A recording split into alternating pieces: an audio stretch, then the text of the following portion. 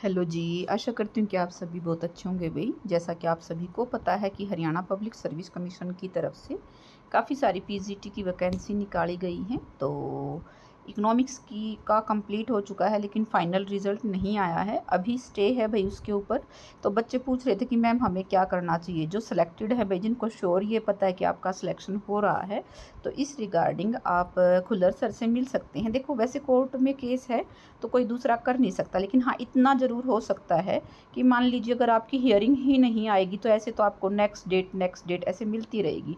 तो कोशिश करो कि कम से कम जिस जिस दिन आपकी कोर्ट में जो तारीख है, उस दिन एचपीएससी अपना जवाब लेकर ज़रूर जाए। अदरवाइज़ भी ऐसे बहुत लंबी डेटें आपको मिलती रहेंगी।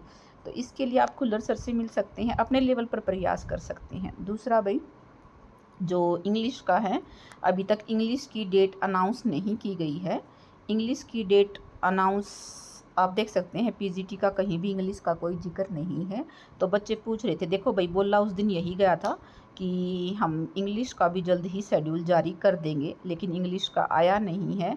बस मैं आपको ये बोलना चाहूँगी भाई, अगर एग्ज़ाम शेड्यूल नहीं आया है तो भी टेंशन मत लो भाई।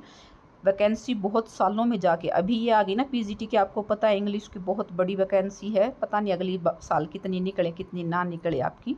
तो अच्छे से अपनी तैयारी करें, ये फोकस होकर तैयारी करो कि आपका सितंबर में एग्ज़ाम है।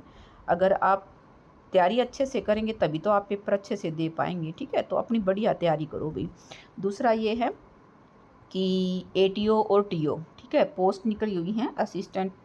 ये देखो भाई, ये जो दिया हुआ ना, ट्रेजरी ऑफिसर और असिस्टेंट ट्रेजरी ऑफिसर, ठीक है, टीओ और एटीओ जिसको बोलते हैं, तो उनकी भी अभी एग्ज़ाम वो फॉर्म निकल दोबारा रीओपन किए हैं। ये पहले निकले थे भाई 23 में, अब दोबारा निकले हैं।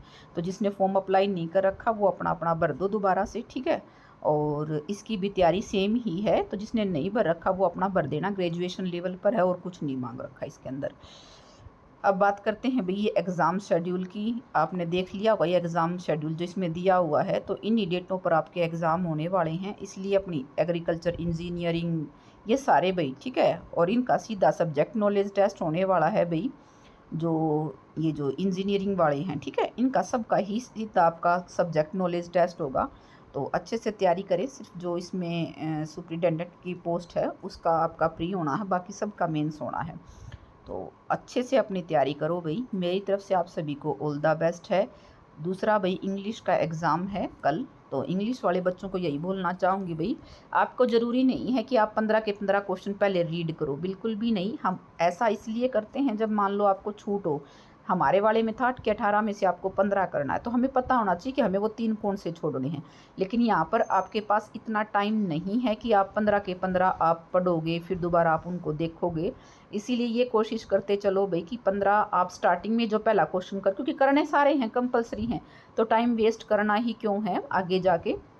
इसलिए पहले क्वेश्चन से आपका स्टार्ट करके फटाफट फटाफट आपको करते जाना। और मान लो अगर आप बीच में भूल रहे हो कोई क्वेश्चन, तो उसको वहाँ छोड़ दो, दूसरा स्टार्ट कर लो, क्योंकि आपके पास सीट है, आपके पास टाइम है, तो आप उसको दोबारा से कंप्लीट कर सकते हो।